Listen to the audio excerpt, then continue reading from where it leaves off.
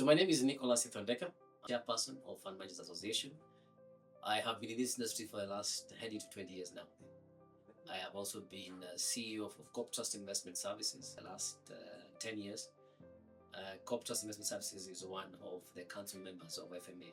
The Fund Managers Association is a collection of individuals in the investment space who are providing investment services to the larger population in Kenya. My name is Humphrey Gavungu. I'm currently the Managing Director of CAC Asset Management and also serve as a Vice Chair of the Fund Managers Association, as well as a Chair of the Stakeholders Committee within the association.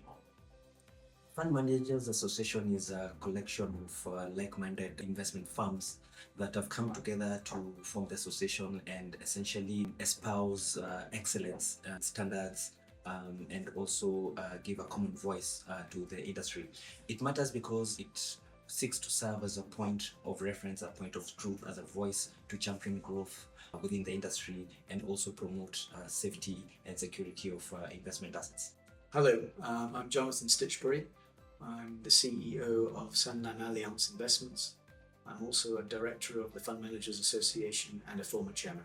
Prior to the establishment of the Fund Managers Association, there were different standards being applied across the industry. Firms didn't really talk to each other, and as a result, we managed to streamline the levels of professionalism in the industry.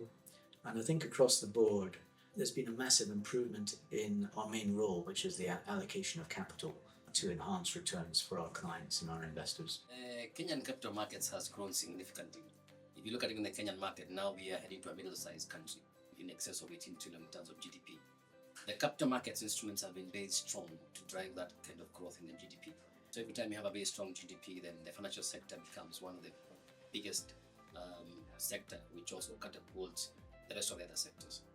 If you look at the assets in the economy, second to banking assets, capital instruments or pension scheme assets combined with retail savings is in excess of 3 trillion. That market has to meet a ready partaker, and there must be a vessel which drives it. And the Fund Managers Association and the investment house which have been there have been very key in terms of helping companies find a form of way of raising capital away from the banking sector, a way of coming up with structured products which they are able to finance their ventures. So the Fund Managers Association has been very key in that role of driving for the last 25 years. If you look at the stock market now, we are heading to 3 trillion in terms of size. Most of the almost 70% or 60% of the takers there is mainly institutional investors. It is what it brings up the thriving of that sector. Hello, my name is Rebecca Tiga, currently an FMA director, and I'm also the managing director of Madison Investment Managers Limited, one of the managers in the Fund Managers Association. The FMA has helped a lot to develop the professionalism and integrity in the market. I have rules and regulations for you to be a member, and also ongoing regulations for members to follow.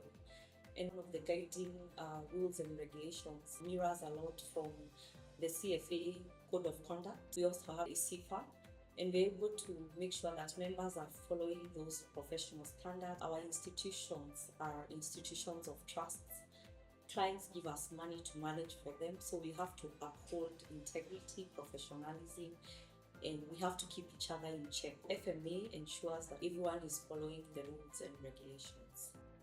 So my name is Einstein Kehanda. I'm the CEO of IC Loan Asset Management. IC Loan Asset Management has been a member of the Fund Managers Association since its founding more than 16 years ago. My predecessor, the late Paul Sticks, was actually the driving force among the original members behind the formation of the Fund Managers Association. I think the important thing about the Fund Managers Association is that we are on a day-to-day basis competitors, but we also realize that we have common issues that we need to address at an industry level. And that has really helped us in terms of being able to articulate and understand the aspects of industry developments, and also enable us to also enhance our relationship with our regulators. One of the key developments FMA has really helped, ensuring that information about performance is really brought out to the market. In the last 2 years, we've actually seen the FMA has developed a matrix that provides information about the performance of retail funds that are managed by members of the Fund Managers Association. That has helped in terms of bringing transparency to the market, in terms of making it investors aware about key factors that one should be looking at when you're determining where to invest your money and who to invest your money with? Well, as FMA members, we meet on a regular basis. FMA has a number of subcommittees, as well as the main council, which ensures we have dialogue between different firms. We discuss industry matters, discuss solutions to those matters and agree them. We also lobby and promote the industry and, where possible, ensure the highest possible professional standards among our member firms. My name is Fred Buru. I'm the Chief Executive Officer at the Fund Managers Association. Over the years, having been an association that has been in place for a couple of years now, we have continuously developed our code of conduct. That code of conduct itself is guided by certain principles, get certain principles of the CFA charter and try and embed those in our own code of conduct. So over the years, members have subscribed to this code of conduct, has given guidance to participating members and therefore trickled down to employees within those member firms in terms of how they calculate integrity, professionalism amongst practitioners.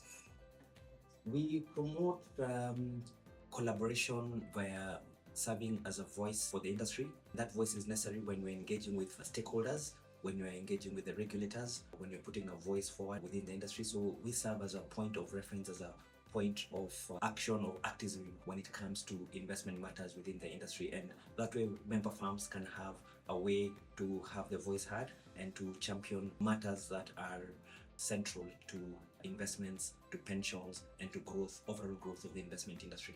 My name is Patrick Teriopi. I'm the Managing Director at Gen Africa Asset Managers, and I'm a council member at FMA and a past chairman, and I also represent FMA in the Pan-African Fund Managers Association, and I currently hold the post of Vice Chairman at PAFMA. So far, the most significant contribution is bringing the fund management fraternity together under one body in order to set common standards and in order to interact with various industry players, and also, so most importantly, help bring new alternative investments to the market. Sustainability is really about our future. If we have to survive as an industry, it's very important that we have the sustainability agenda at the forefront of all that we do. As an industry, the FMA can be at the forefront in engaging with the authorities and basically collectively bringing together all the players in terms of addressing the sustainability agenda. And this is already happening. The Fund Managers Association CEO has been actively involved in forums where the sustainability agenda is paramount, and that has helped in terms of giving a voice to issues of sustainability as an industry. Helps us being able to bring up these issues and how we approach matters of sustainability. I think being a member of the FMA is completely invaluable. As an individual firm, it's very difficult to influence policy, government policy, policy for regulators, whereas collectively, as part of an organization, we're taken much more seriously and we're able to work with other stakeholders to facilitate change or improvements in regulations. The value of FMA membership to asset managers today is that by being part of the association, we help deliver regulatory reforms, we engage policymakers, and therefore means that as an organization, you benefit from a singular voice where we approach policymakers and regulators on a unified platform that then gives us that voice to then lobby for change and effective to do business. Our greatest contribution so far is twofold. Firstly, started with growth of the pension industry. We've seen it from when RBA was formed, the industry stepped forward and was able to manage pension assets. We've seen that grow from strength to strength. I think more recently and even more powerfully perhaps, our role in democratization of investment access via unit trust vehicles or collective investment schemes, and these have led to the rise of money market funds and other investment options to the investing public. And I think that has really democratized access to investments, quality investments to the investing public. FMA membership is now highly desired by any fund management house. It has come a long way since its inception in 2018. FMA is now the voice of the fund management industry. FMA is promoting the fund management industry with good standards, with having a code of conduct, and being able to interact with all levels of government and also stakeholders. The FMA has done a good job. We've gone from obscurity to being in a position where, consulted by policymakers, government, regulators, well in advance of changes being announced. And so we're in a position to influence those decisions to ensure that they're in the best interests of the country, of our clients. Operational achievements that I'm most proud of in recent years is now FMA is properly constituted. There is a renewed focus guided by the board and the council. We have now a properly constituted secretariat. I always say that FMA can be considered as an old startup. So we've got fresh beginnings, we've got a fresh vision in terms of what we want to achieve over the next few years. For me, that's a positive step. It is an endorsement from members that we do have responsibility to then shape the narrative of what FMA is. Currently, we have 4 directors and the female, so it's almost a third. We are not yet where we want to be. It's unfortunate we don't have a lot of ladies in the industry, but we're getting there. So far, as FMA, we are 2 CEOs who are ladies out of the 20, and more are coming on board. There are more ladies now taking up that challenge, and I can say out of the probably 500 staff we have across the FMA membership firms, I would not be wrong to say that we have at least 150 ladies working in FMA firms, which is a step in the right direction. CSR has been focused on education of the young people. And if you look at the way we've done it for the last, even the previous chairpersons, we've decided all the way from primary school. We used to go to primary school to paint the walls, just to make them aware about FMA. And we put a funny banner there, but the mind of a kid, it sticks to it, and you want to know what is going on with FMAs. And we went through Livingstone Primary School. In subsequent years, we've done the charity golf event you mentioned. Even the monies we've raised there, we've channeled them to support institutes who are doing the Institute of Certified Investment and Financial Analyst program under CASNEP, which is a certified investment papers that people are doing. Subsequent to that, we'll also try and do a bit more on the higher programs like CFA. We have very talented students who are doing CFA, but for one reason or the other can't pay their school fees.